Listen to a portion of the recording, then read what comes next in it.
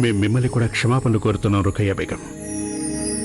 మేము మిమ్మల్ని అనరాని మాటలన్నాం, ఎంతగానో మీ మనసుని కష్టపెట్టాం. చివరికి మీకు మీ విశిష్ట బేగం పదవి కూడా లేకుండా చేస్తామన్నాం. కానీ మేము మిమ్మల్ని కోరుకునేది ఏమిటంటే ఒక్కసారి గుర్తు చేసుకోండి, బాల్యం నుంచి ఇంతవరకు మీరు మమ్మల్ని ఎంతగానో ఏడిపించారు, అదంతా ఒకసారి గుర్తు చేసుకోండి. అలా చేసినా మేము మిమ్మల్ని మన్నించాం కదా, ఈ ఒక్కసారి మీరు మమ్మల్ని మన్నించండి.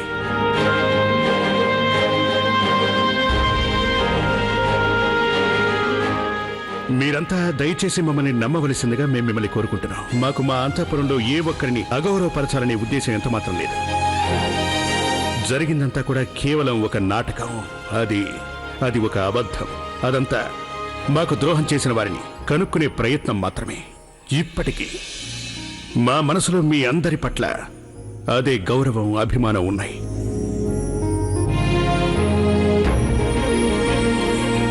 అదంతా అలా ఉంచు జలాల్. కానీ నాకు ఇప్పటికీ అర్థం కానిది ఈ కుట్ర వెనుక మహామంగ ఉందనే సంగతి.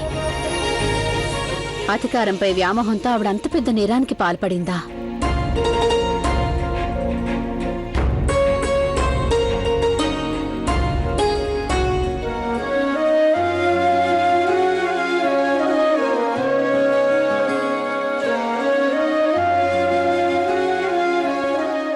జోదా, అన్నీ చక్కబడతాయని నేను మీకు చెప్పానా లేదా?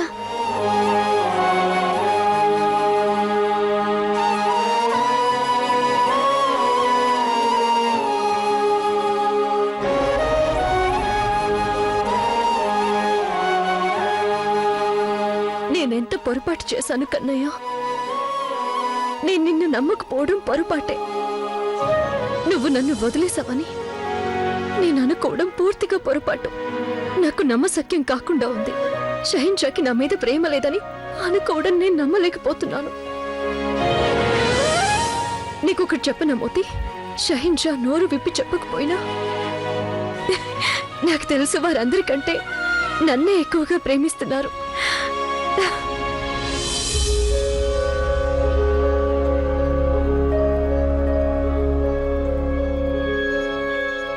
జోధా బేగం,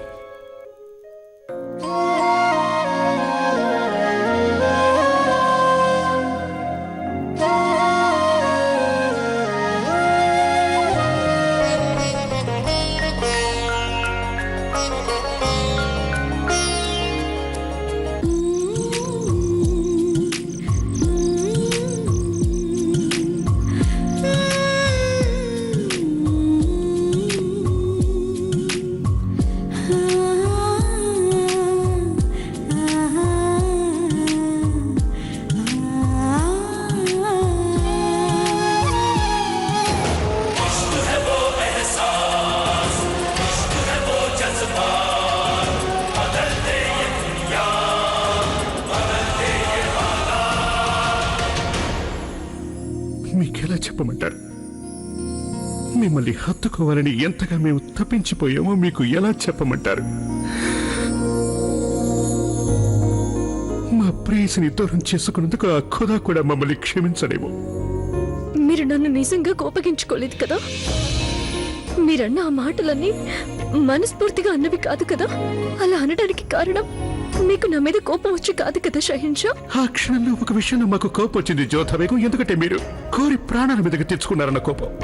మా కోపానికి అదే కారణం, అల్లా మీద ఒట్టు, వేరే కారణం ఏదీ లేదు. కానీ అప్పట్లో మీరు నాకన్నా ఎక్కువగా ఎవరిని ద్వేషించరన్నట్టు వ్యవహరించారు. ఇంకేం చేయగలం జోధా బేగం? అందరి ముందు అలా చేయటం తప్పనిసరి అయింది. మన మధ్య దూరాలు ఏర్పడ్డాయని, మన ఇద్దరి బంధం తెగిపోయిందని నమ్మించడానికి అలా చేయాల్సిన అవసరం వచ్చింది. ఏం చేయమంటారు? అందుకు కారణం ఏంటో తెలుసా? మా శత్రువులు మాకు బదులుగా మీకు హాని చేస్తారని భయపడ్డాం మేము. మా సంతానానికి మీరు తల్లి కాబోతున్నారు జోధా బేగం. మీకు గాని మాకు కలుగుతున్న సంతానానికి కానీ అపాయం కలగడం మేమెంత మాత్రం సహించలేం. కారణాలు ఏమైనా కానివ్వండి, మీరు చేసిన పనికి నేను మిమ్మల్ని ఎప్పటికీ క్షమించను. అంత పెద్ద నిజాన్ని మీరు నా నుంచి ఎందుకు దాచారు? నాకు చెప్పుండొచ్చుగా. మీరు అలా నటించడానికి వెనుక గల కారణం. ఎందుకంటే మాకు మీ సంగతి బాగా తెలుసు జోధా బేగం. మేము ఒకవేళ అసలు సంగతి గనక మీకు చెప్పి ఉంటే, మేము అందుకే ఇలా ప్రవర్తిస్తున్నామని మీకు గనక చెప్పి ఉంటే, శత్రువులు ఎవరో తెలుసుకోవడానికి అలా చేస్తున్నామని చెప్తే, మీరు ముందు వెనక ఆలోచించకుండా మీరు మాకు రాబోయే ఆపదని అడ్డుకుంటారని మాకు తెలుసు. ఒకప్పుడు బెనజీర్ విషయంలో మా ప్రాణాలు కాపాడడానికి మీరు మీ ప్రాణాల మీదకి తెచ్చుకున్నారు. ఆ సంగతి మాకు బాగా గుర్తుంది. జ్యోధ బేగం మేం చేసే ఏ పని వల్ల మా శత్రువులు అప్రమత్తం కావటం మాకు ఇష్టం లేదు.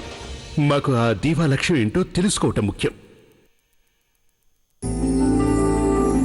అయితే షహింజా, మీరాడిన ఈ నాటకం వల్ల నేను ఆవేదనకి గురయ్యాను. అనుక్షణం కుమిలిపోయాను. అడుగడుగునా చచ్చిపోయినట్టు అనిపించేది. మీరలా కష్టపడుతూ ఉంటే మేము అనుక్షణం కుమిలిపోయాం జ్యోధ బేగం. మీరు కన్నీళ్లు పెట్టుకుంటే మేము సహించలేమని మీకు తెలుసు. అయినా మీ పట్ల అలా వ్యవహరించక తప్పలేదు. ఏం చేయమంటారు? గత్యంతరం లేదు. దయచేసి మా మాట నమ్మండి. అలా నటిస్తున్నంతసేపు మేము ఎంతగానో ఆవేదన పడ్డాం. మేము ఎన్నోసార్లు లోపలే ఎంతగానో కుమిలిపోయాం. ఎన్నోసార్లు మా మనసు కనిపించింది మీ దగ్గరకు వచ్చి ఏది ఏమైనా సరే మీకు నిజం చెప్పేయాలనుకున్నాం. మేము నిన్న రాత్రి కూడా మేము మీ దగ్గరకు వచ్చాం. ఆ సంగతి చెప్పేయాలని వచ్చాం. కానీ నిజం మీకు చెప్పలేక మమ్మల్ని మేము ఎలా నిగ్రహించుకున్నావు ఏంటో ఆ ఖుదాకి తెలుసు.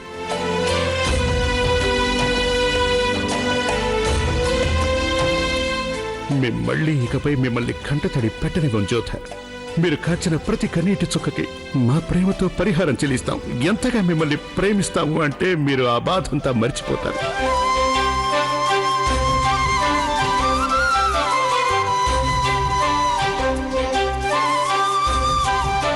ఇలాంటి ఈద్ ఇదివరకు ఎన్నడూ రాలేదు.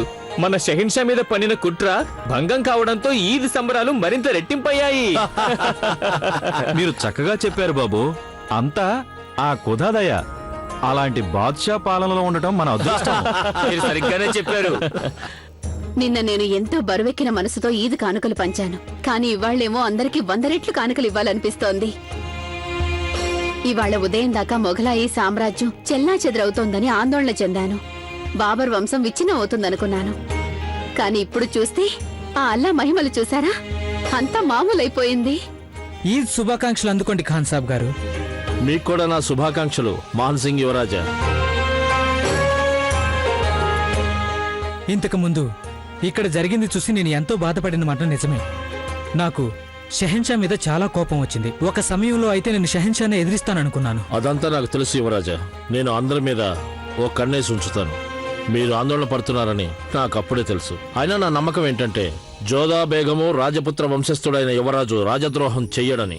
ఇంకో నమ్మకం ఏంటంటే మీ విశ్వాస పాత్రత మీ మనోభావాలను జయిస్తుందన్న నమ్మకం. చెడ్డ రోజులు ముగిసిపోయాయి మాన్ సింగ్. ఇది శుభవేళ. రండి, ఆలింగనం చేసుకోండి. మాన్ సింగ్ నోరు తీపి చేయండి. తీసుకోండి. మీ ఆమేర్లో సేమియా పాయసం దొరకదని నా గట్టి నమ్మకం. అది నేను తిన్న తర్వాతే చెప్పగలుగుతాను. తినే చెప్పండి. అద్భుతం.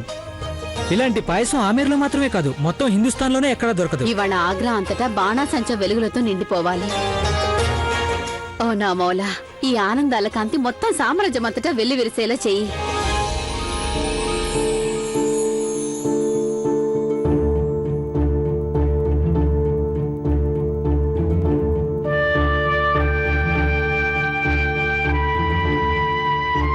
ఎక్కడికి వెళుతున్నారు మీరు? షహిన్షా, ఈ రోజేగా ఈద్. అందరూ నా కోసం ఎదురు చూస్తూ ఉంటుంటారు. నేనందరికీ శుభాకాంక్షలు చెప్పాలి. పైగా ఎంతోసేపటిగా మనిద్దరం గది లోపలే ఉన్నాము. బయట జనాలు ఏమనుకుంటారో ఏమో. ఎవరెలా అనుకుంటే అలాగే అనుకోనివ్వండి జోధా బేగం. మేం మిమ్మల్ని వెళ్ళనేమో. మీరు మమ్మల్ని తప్పు పట్టడం అయిపోయిందిగా. ఇప్పుడు ఇక మా వంతు. మీరు మాకొక్క విషయం చెప్పండి జోధా బేగం. ఆ యుద్ధ సమయంలో ఆ అబుల్ మాలి రక్తసిక్తమై ఖండించిన మా తలని మీ ముందుకు విసిరేసాడే. అప్పుడు మేం ఖచ్చితంగా మరణించి ఉంటామని ఇక్కడున్న అందరూ నమ్మేశారు. కానీ మీరు నమ్మలేదు. కేవలం మీరొక్కరు మాత్రమే మా మీద నమ్మకాన్ని కోల్పోలేదు. మీరొక్కరే మేం బ్రతికే ఉంటామని గట్టిగా నమ్మారు కదా. మరి ఆ రోజు మీకు మాపై అంత నమ్మకం ఉన్నప్పుడు ఇప్పుడు అదంతా ఏమైపోయింది జోధా బేగం? ఈసారి మేము మీ మీద ప్రేమ లేనట్టుగా నటిస్తూ ఉంటే మీరది నిజమని ఎలా నమ్మారు? కనీసం మీకు ఆ మాత్రం మా మీద నమ్మకం లేదా? అందుకు మా మనసు చాలా గాయపడింది జోధా బేగం.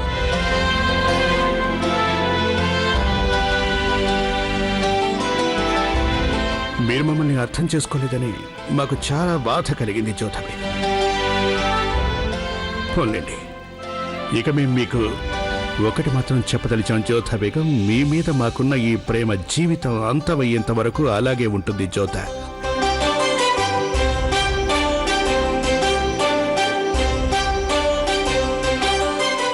అయినా ఇదేమైనా బావుందా? మోసం చేసిన వాడే మోసపోయిన వాడిని తప్పు పడుతున్నాడే. అసలు మీరు మళ్ళీ చనిపోయినట్టు ఎందుకు నటించారు? నన్ను కూడా ఎందుకు మోసం చేశారు? ఎందుకంటే మీ తెలివితేటల మీద మాకు నమ్మకం ఉంది జ్యోతా బేగం. అయినా మేం చచ్చిపోయామని మీరు నమ్మి ఉండకూడదు. మీకు ఇంకొకటి కూడా చెప్పదలిచాం జ్యోతా బేగం, మీ ఊపిరి సాగుతున్నంత వరకు మేము జీవించే ఉంటాం. మీరింత మాటకారైపోయారంటే నమ్మలేకపోతున్నాను షహిన్షా. మేమింకా చాలా మాటలు నేర్చుకున్నాం, ఆ దేవా నేర్పించి. ఏంటి? మీరేమీ అనుకోకండి, ఏదో మేము తమాషా చేశాం. మొత్తానికి అన్ని చక్కబడ్డాయి గనక, మా శత్రువులందరూ చెరసాలలో ఉన్నారు గనక మళ్ళీ మీ పెదవుల మీద చిరునవ్వు చిందిస్తూ ఉండగా మాకు ఒకే బాధ కలుగుతోంది. ఇదంతా మహామంగ కుట్ర అన్న బాధ. ఇది వేరే ఎవరో చేశారనుకున్నాం. మేము ఎంతో మందిని సందేహించాం. అప్పటికి మేము ఆశించిందల్లా ఒక్కటే, వీటన్నింటి వెనుక ఉన్నవారు ఎవరైనా సరే అది మహామంగ కాకూడదు అనుకున్నాం.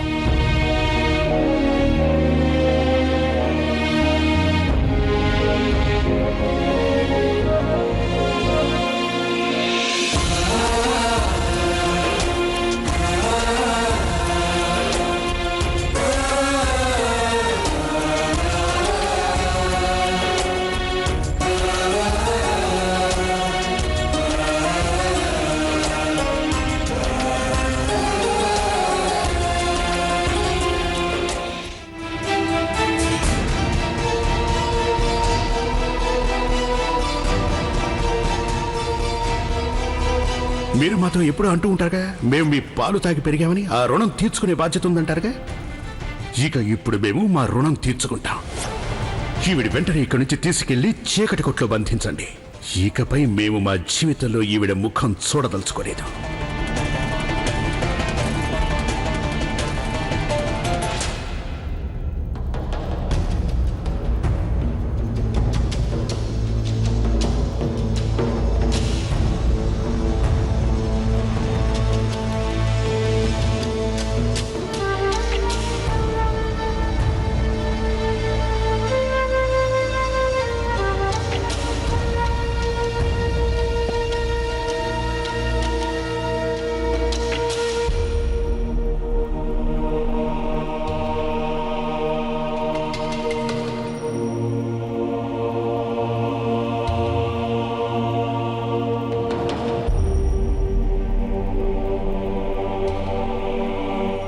ఈద్ ముబారక్ తాన్సేన్ సాబ్.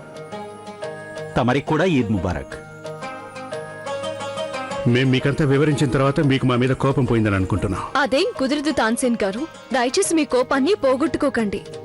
అందుకు బదులు మీ కోపాన్నంతా రంగరించి ఒక కొత్త రాగం సృష్టించండి. అది విన్న తర్వాత ఎవరి గుండైనా పూర్తిగా బాధతో నిండిపోవాలి. అప్పుడు ఉదయం నుంచి రాత్రి వరకు ఆ రాగాన్ని మీరు షహిన్షాకి పాడి వినిపించండి. అదే వారి బాధకి తగిన ఔషధం. చిత్తం. తమరి కోరికని నెరవేర్చడానికి తప్పక ప్రయత్నిస్తాను జోధా బేగం.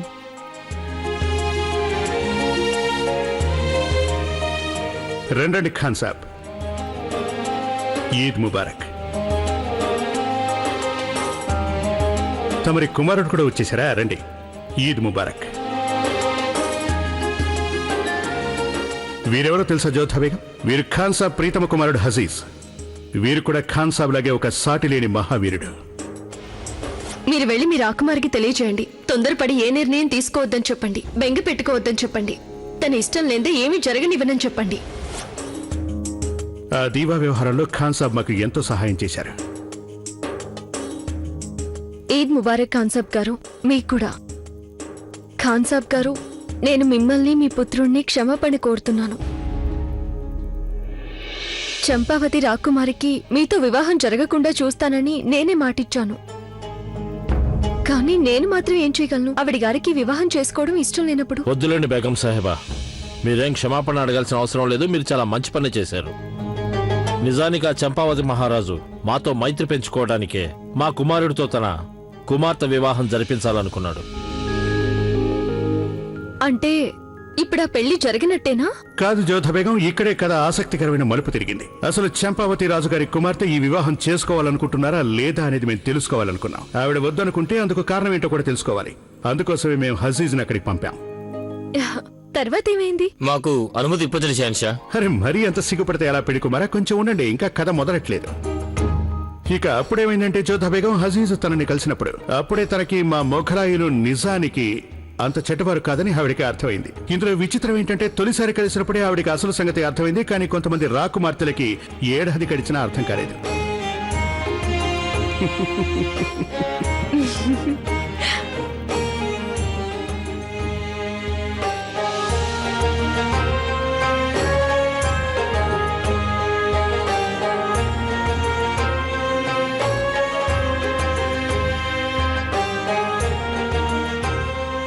అమ్మజాన్, ఈద్ ముబారక్. ఈద్ ముబారక్. జోదా, ఈద్ ముబారక్. మీకు కూడా. జలాల్ తమ్ముడు, ఈద్ ముబారక్ భాయిజాన్.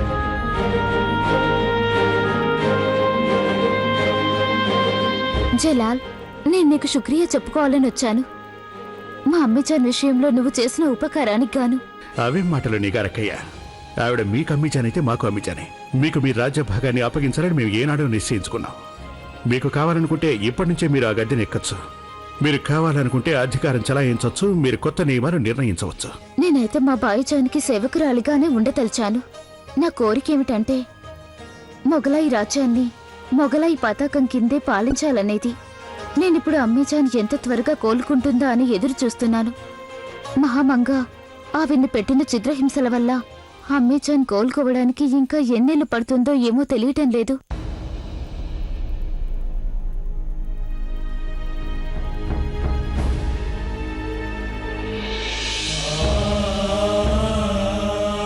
మీరెంత కలవరం చెందుతున్నారో మాకు తెలుసు షహిన్షా. మీకు మహామంగ మీద ఎంత కోపం వస్తుందో అంతగానూ ఆవిడంటే మీకు ఇష్టం కదా. ఆ ఇష్టమే మిమ్మల్ని కష్టపెడుతోంది.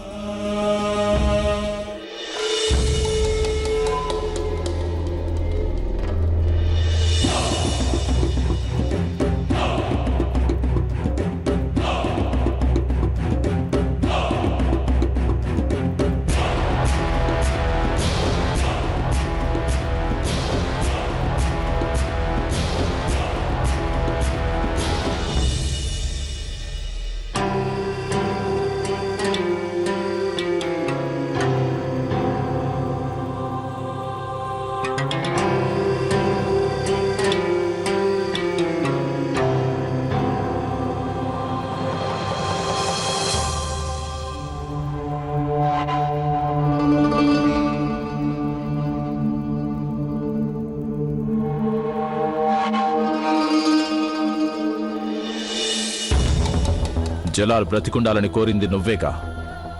తన ప్రాణాలు ఆపదపాలు కాకూడదన్నావు. కానీ తనేం చేశాడు? ఇన్నేళ్ల సేవకి గాను తను నీకిచ్చిన ప్రతిఫలం ఇదే. నిన్ను ఇలా చీకటి కొట్లో బంధించేశాడు. ఇక్కడ నీలో నువ్వే మాట్లాడుకుని అలమటిస్తున్నావు. నువ్వు నీ కొడుకుపై చూపవలసిన ప్రేమ, ఆ పుత్ర వాత్సల్యం అంతా జలాల్ మీద చూపించావు. కానీ అదంతా తను విస్మరించాడు. అదంతా మర్చిపోయాడు. కానీ నేను మర్చిపోను, ఎప్పటికీ మర్చిపోను. ఆ జలాల్కి చావు తప్పదని చెప్తాను. ఆగు ఆదాం.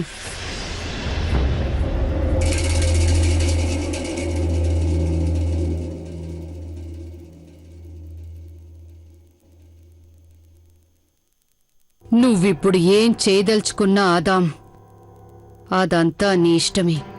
ఎలా కావాలంటే అలా చెయ్యి. కానీ ఒక్కటి గుర్తుంచుకో, జలాల్ ప్రాణాలు కాపాడమని నేను నిన్ను వేడుకుంటున్నాను. జలాల్కి ఎలాంటి హాని జరగకూడదు. ఒక్కటి మర్చిపోకు, నేను ఇప్పటికీ జలాల్ని అపారంగా ప్రేమిస్తున్నాను. జలాల్ నా కుమారుడు. ఇప్పుడు కూడా.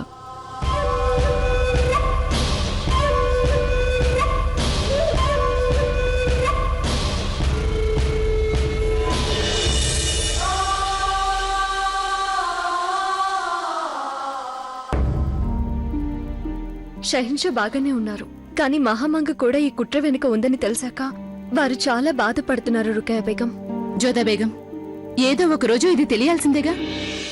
ఈరోజు ప్రశ్న: ఆదం ఖాన్ అన్నయ్య పేరేంటి? ఏ అక్బర్, బి బార్మల్.